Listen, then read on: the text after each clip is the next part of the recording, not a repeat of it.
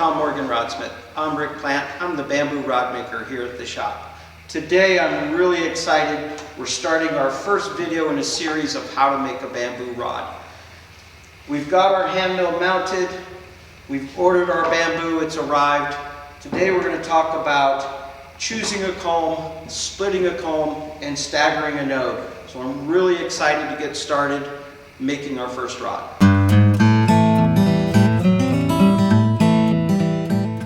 Okay, so let's talk about culm selection, some things that we look for. And we go over all of this in our class when we're teaching our bamboo rod making class. So first thing that we want to look at is the straightness of the culm. If the culm is crooked, of course we can go into how to straighten it and do that, but it makes life a lot easier if you find culms that are already straight. Other things to consider is the depth of the power fibers. The deeper the power fibers we tend to use for butt sections. Power fibers that aren't as deep we use for the tip sections. Other things to consider: culms that have leaf nodes in them, such as this. That's a weakness in the culm. We would never use that strip. Here I have a great little section of culm that has bug bites. Bug bites actually penetrate the enamel and go into the power fibers, making them weak as well. So I cut this off of a culm because I've really never seen so many bug bites in one section. So let's get into it. First things first, let's look at the depth of power fibers.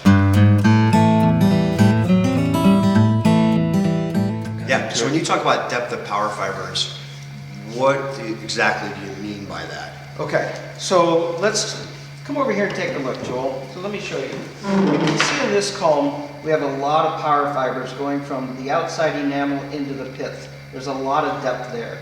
Whereas if you look at this culm here, the depth from the enamel into the pith isn't as much. So this is a culm that we would use for our butt section, and this is a culm that we would use for our tip section. Okay, so the broader distribution you like for butts, and the lesser, tighter distribution you like for tips. Right, because these strips are going to be so much thinner than your butt section strips. Right? So even though there's less depth of power fibers, it's still going to be all power fibers when we cut our strips, because the strips are going to be so small for the tip. And if you have a culm, like you mentioned, that has a bug bite or a leaf node on one place, would you still split it, but then just avoid the strip with that defect? Yep, great question. So what I do is I actually mark them with a grease pencil like this. So when I do split them, it's easier for me to find that mark. Let me give you an example. For instance, a blemish like this. I know just through experience that that blemish is going to sand out. I really don't have to worry about that one. Right? Whereas a blemish like this, right, this is not going to sand out. That's going to stay throughout the rod. So I would not use any of this section. Okay. Here at Tom Morgan, we actually throw out about 70% of the bamboo because we cannot have any of those blemishes. They do not affect the integrity of the bamboo, but this would be like a watermark on your coffee table. Doesn't affect the coffee table, but the mark is there. Gotcha.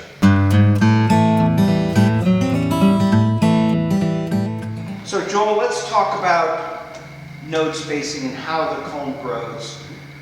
Most bamboo, when they cut it, they're cutting it either from the bottom half or the bottom 2/3 because it leaves out as it gets to the top of the culm. Right? So you can always tell that the nodes are closer together when you get to the bottom of the culm, and they get spread out farther apart as the culm grows. Another thing, if you look, let's take this culm for example. The first node spacing is 10 inches. The next one is 11 3/4. The next one is 13 1/2. So I know that that's the way the culm is growing. Another Why is it important to know top and bottom of the culm? Because you're always going to go, when you're building your rod, from the butt section up. Okay. Right? So I'm going to start with my culm at the bottom, for the under my handle, and go up. Same thing when I get to my tip. Right? You have the butt of the tip and the tip of the tip. You always want the culm going in that one direction. Got it. Another thing you can tell as the culm grows is how it has this ridge and then a little valley. It's easy to tell that right now.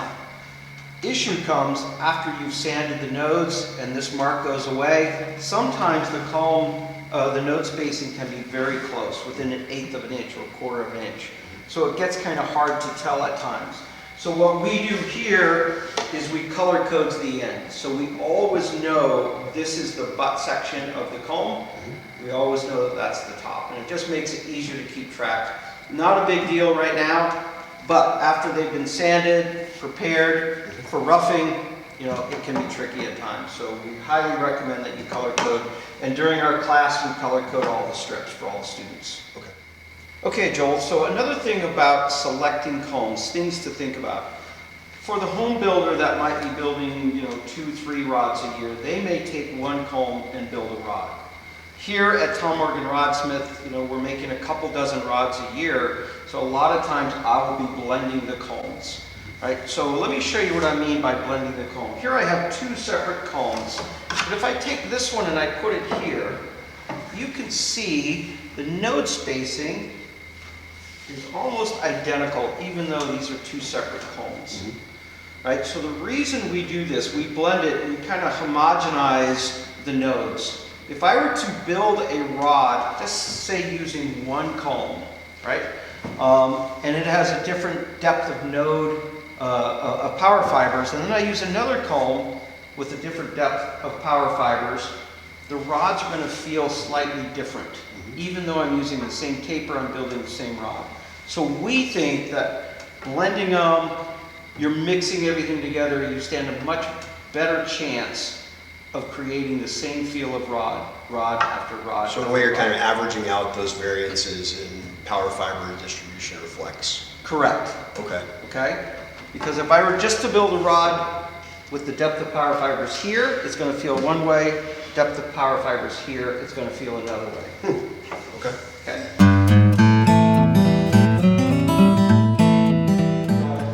Let's talk about splitting bamboo. 3 different ways to do it. Here at Morgan Rodsmiths, we use these bamboo splitters. We think they're great.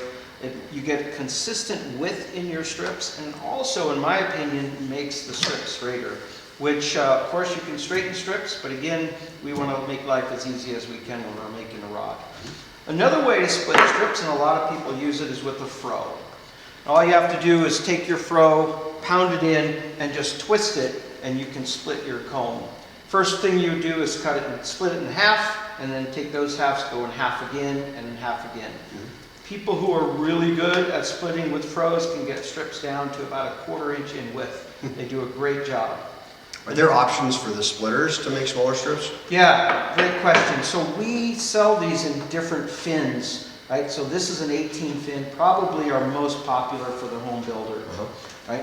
People who are going to do the 2-2 node spacing the 2-2 node spacing, they're probably going to go with a wider fin splitter, because after they split this, they're going to take that and they're going to split that piece of strip again, because I want to take those 2 nodes and put them exact opposite of each other on the rod. Okay. For the home builder, a lot of them, again, the 18 fin splitter does a great job. Think about it. You're going to split this. You're going to get 18 strips, approximately the same width, fairly straight. Makes your life pretty easy. Okay. So here at Morgan Rodsmiths, we use these bamboo splitters to split our bamboo. We feel it makes the job so much easier and makes the strips a lot straighter. Again, you can split with the froe, but it takes a lot of time, a lot of experience to get really good at it. This just makes the learning curve so much easier. Simply take your splitter, mount it in the center of your bamboo.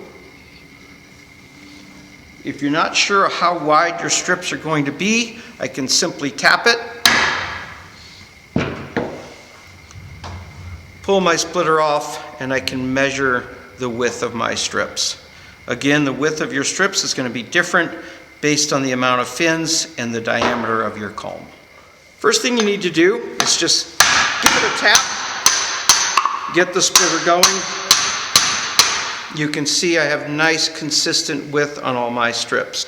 A little tip that we use is we use these hose clamps, and we simply just put them around the bamboo, and that keeps the bamboo in a nice configuration as we pound the splitter through. I hit my splitter as far as I can take it with my hammer. Next, what we do is we grab this heavy pipe, and this is just simply a gas pipe that you can buy any hardware store. From here, I actually let the weight of the pipe pound the star splitter through the bamboo, sliding my hose clamp along to keep the strips tight and equal in width. As I get through the bottom, or as I get to a node, it gets a little stiffer, I gotta hit it a little harder, and then you'll actually feel the splitter pop through, and then it's easy again till you reach the next node. Do this until the splitter comes all the way out the bottom of the culm. Okay, Joel, we split our culm using our bamboo splitter, right? What we've done is just lined our strips up, just as they've been split. Now what we're going to go through, and we're going to look at each strip for any of those white marks that we put on blemishes. Obviously this is really gross. We're not going to use that at all. Okay. We're going to throw that one down. We're going to look through each strip, find any of our white marks, right? Wherever we find those marks, right, we're just going to pull those strips out, right, because we're not going to use them. Here's another one here that we've marked. Okay. Right, that goes away. And again, those are not affecting the structure of the strip. It's just for cosmetic reasons that we're pulling them? Yep, correct. If I'm a home builder and I'm just going to make a rod for myself, you know, I could use that. It's not going to hurt the integrity of the strip. Okay. But it's something that people who are in the field, they really look at those cosmetic things. As you get better as a builder, you're going to pay more attention to those things. So we look at the strips, find any of those white marks. There's another one there. We can throw that out. Right? That looks good. This was actually a really good culm. We only had to pull out 3 strips, okay. So that's really good. We're left with 1, 2, 3, 4, 5, 6, 7, 8, 9, right? And we need 6 strips to make a rod. So you can see in looking at these strips, this was pretty easy to pick these out as being, you know, really bad blemishes that we wouldn't want really in any rod.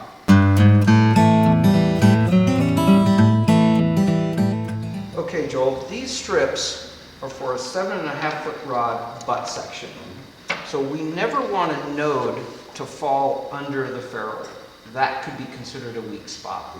So as we stagger the nodes, we need to take that into consideration. Is that because the ferrule's a joint, or there's already an interruption in the... Yeah, more so stress there? Or right, there's more stress there already.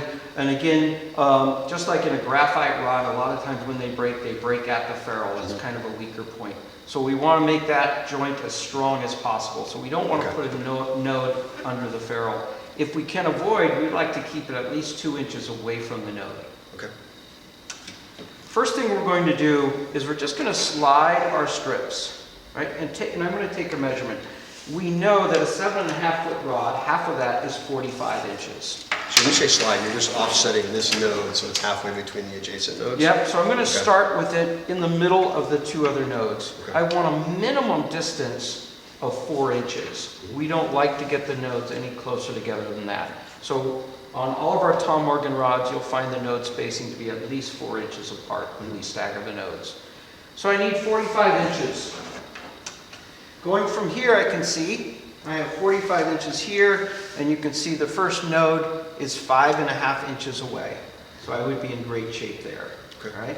And that 45 inches is based on the 7.5 foot rod length? Correct. Gotcha. So if I was building an 8 foot rod, I'd be looking at 48 inches, right? Or a 7 foot rod, then I'm looking at 43.5 inches. Okay? Another thing is, on the hand mill, we want an extra 5 inches on each end. So really, we want a strip that's 55 inches long. I'm going to cut off 5 inches from one end and 5 inches from the other and leave me with 45 inches. So if I cut off 5 inches here, right, this is going to be fine. My first node is there, right? But you can see on this next one, that 5 inches puts the node right at where the ferrule would be. Right. Right, so I have to make an adjustment. I can slide this, keeping my minimum of 4 inches between these. And now I have 3 inches, 5 inches I'm going to cut off, 3 inches before the node. We'd like to have a minimum of 2 inches. Gotcha. So we're in good shape there, and we're in good shape here. So simply staggering each one, sliding them. So you're lining up those first 2 that you measured, yep. Yep, I'm just sliding each one. Now I can look at each strip, right, make sure that I'm good. I got my node spacing. So these strips are lined up, these strips are lined up. And then your cut point is 5 inches from the end of the tape measure, right? Yep. Okay. And then my first node would be 3 inches away from the ferrule. So I don't have to worry about what's under the handle of the reel seat, right? Because that's not going to be a weak point, whereas the ferrule could be. Okay. So my next step is, using my tape measure, these strips that are long, I'm just going to put a mark. And that's where I'm going to cut them. Okay. Here I'm going to go till I get to 55 inches. That's 45 inches plus 5 on each end. And again, with my marker, I'm going to put a mark.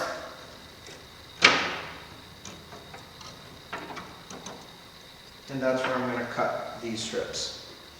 Okay. Does that make sense? I think so. Perfect. Okay, Joel, we've split our comb. We have our strips lined up. We've pulled out all the ones with blemishes. You watched me stagger the nodes for a 7.5 foot rod. Okay. Let's see how you do. Okay, so we need 48 inches for a 7.5, right? 45 inches for a 7.5 foot Okay. rod. But then we want to take 5, so I'm just going to make that a little bit longer. Okay? Okay, so... Now remember, we want to add 5 inches on each side right? for the hand mount. Okay, so I want to go to 8 inches total, so this is 3 inches away from the ferrule, right? Okay? Minimum, yep. Minimum, You want a right? minimum of 2-3 inches is good.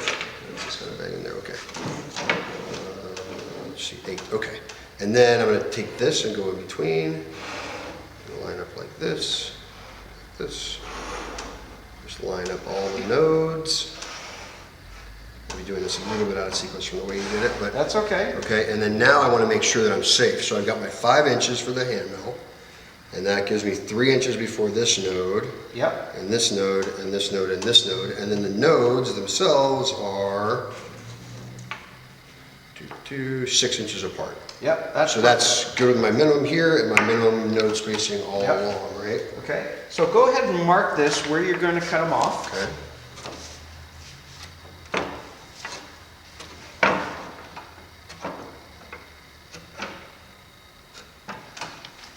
Okay.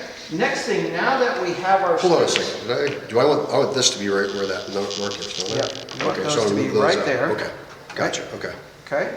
So I'm Good. just gonna double check, triple check. Yep. So I'm still good. My node spacing here is still 8 to 13 and a half, so that's 5.5 inches, that's enough. Yep. Okay, Okay, so the next thing we want to do is, so we can keep track of our node spacing throughout the making process, we want to color code each opposite one. So you could go black, you could leave this one blank, black, blank, black, and so on. okay, just like color it a bunch? That color on the enamel side makes Okay. it easier to see. Don't be shy.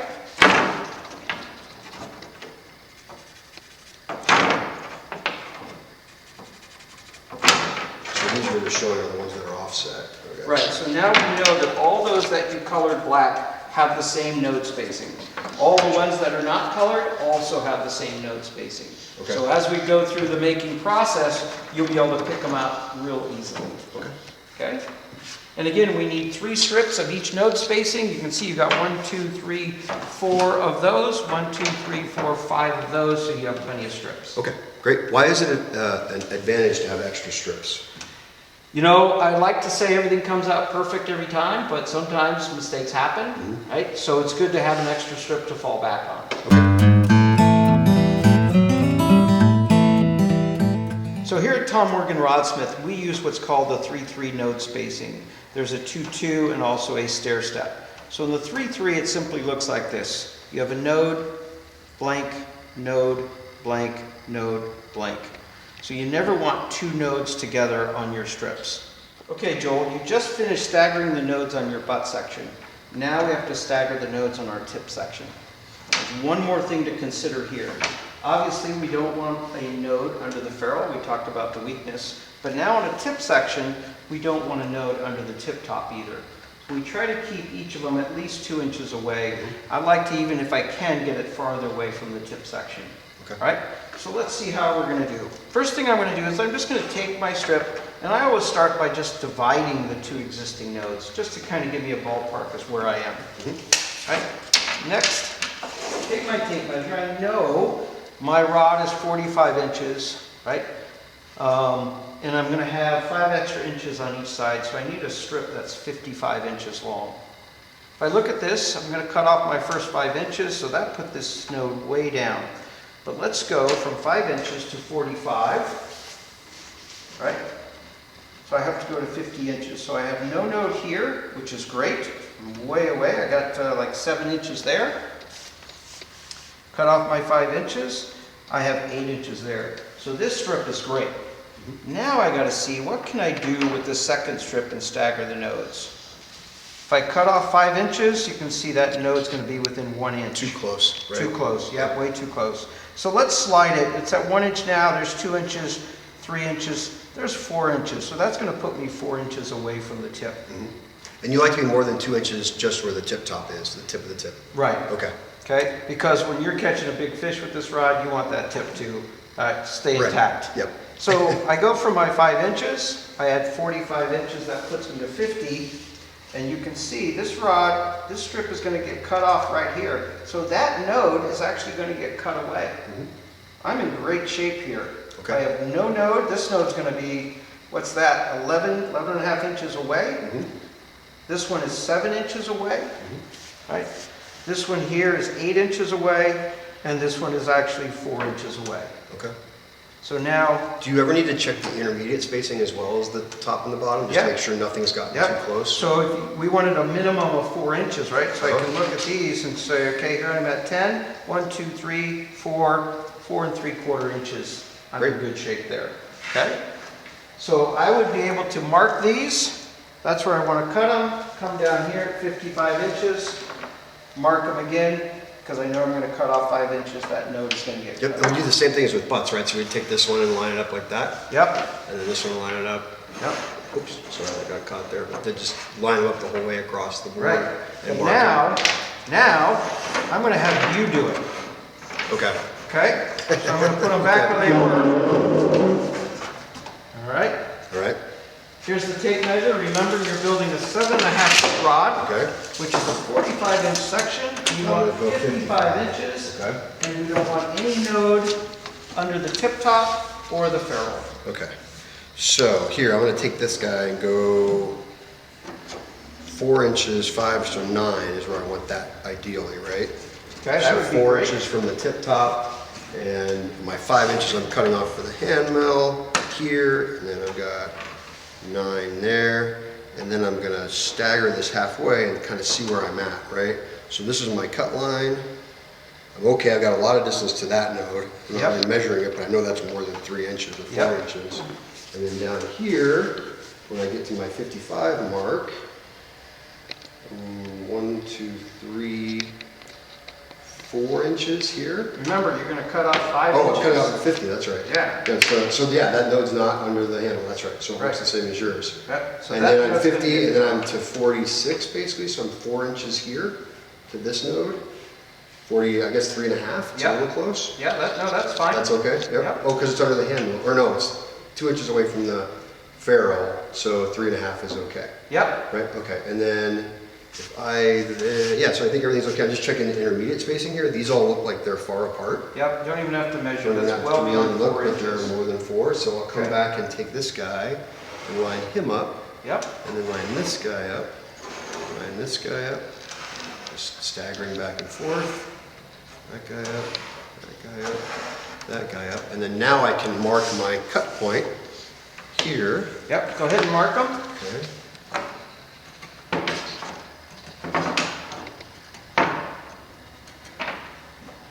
And mark down here too, right? Yep. 50. You can mark all of these because we're going to have to cut them all. Oh, right, because they're all so long, yep. Yep.